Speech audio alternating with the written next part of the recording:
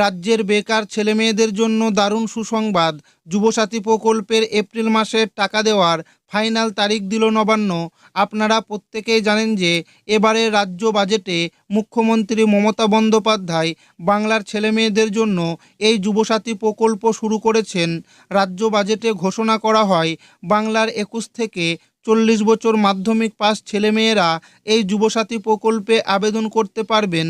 সেই মতো যুবসাথী প্রকল্পে আবেদন করেছেন মাধ্যমিক পাস বেকার ছেলেমেয়েরা। এপ্রিল মাস থেকে টাকা দেওয়ার কথা থাকলেও মার্চ মাস থেকে যুবসাথী প্রকল্পের টাকা দেওয়া শুরু হয়।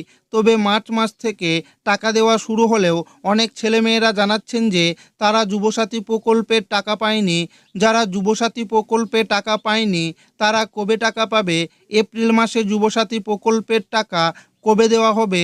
যারা মার্চ মাসে টাকা পায়নি তারা কি এপ্রিল মাসে ডবল টাকা পাবে, অর্থাৎ 3000 টাকা পাবে? সমস্ত কিছু জানাবো আজকের এই ভিডিওটিতে এবং আপনাদেরকে প্রমাণ সমেত দেখাবো।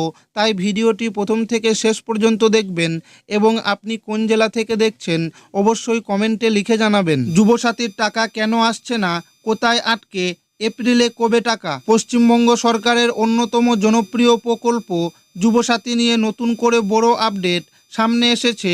এই প্রকল্পে আবেদন করার পরেও আর্থিক সহায়তা অ্যাকাউন্টে না আসায় অনেকেই চিন্তায় ছিলেন। এই প্রকল্পের মাধ্যমে যোগ্য বেকার যুবক যুবতীদের প্রতি মাসে আর্থিক সহায়তা দেওয়া হয়। রিপোর্ট অনুযায়ী এই ভাতা প্রায় 1500 টাকা, যা সরাসরি ডিবিটি ট্রান্সফারের মাধ্যমে ব্যাংকে পৌঁছায়। রাজ্যের বেকার যুবক যুবতীদের জন্য একটি অত্যন্ত জনপ্রিয় উদ্যোগ হলো যুবসাথী প্রকল্প। এবার সেই অপেক্ষার অবসান ঘটাতে সরাসরি মুখ খুললেন রাজ্যের মুখ্যমন্ত্রী মমতা বন্দ্যোপাধ্যায়।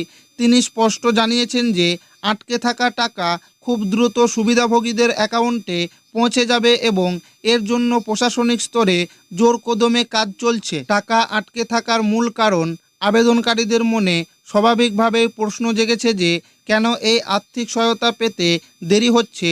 সরকারি তথ্য অনুযায়ী মূলত 3টি কারণে এই বিলম্ব ঘটেছে।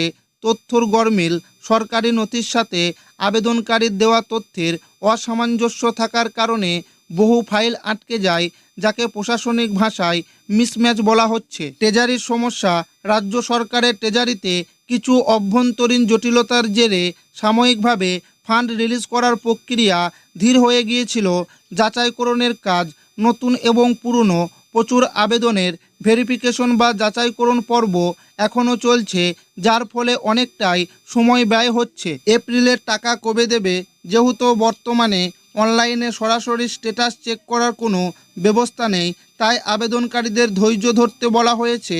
তবে সুখবর হলো ট্রেজারি থেকে সুবিধাভোগীদের মোবাইল নাম্বারে ইতিমধ্যে SMS পাঠানো শুরু হয়েছে। এর অর্থ হলো টাকা ছাড়ার প্রক্রিয়া ফের গতি পেয়েছে। তাই নিয়মিত নিজের ব্যাংক অ্যাকাউন্ট এবং মোবাইলের ইনবক্স চেক করা অত্যন্ত জরুরি। প্রশাসন সূত্রে জানানো হয়েছে এই এপ্রিল মাস জুড়েই ধাপে ধাপে বকেয়া টাকা ব্যাংক অ্যাকাউন্টে জমা দেওয়ার কাজ চলবে।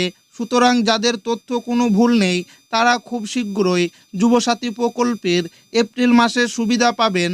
আরও একটি বড় খবর জানা গিয়েছে, যে সকল বেকার ছেলে মেয়ে মার্চ মাসে যুবসাথী প্রকল্পের টাকা পায়নি তারা এপ্রিল মাসে ডবল টাকা পাবে।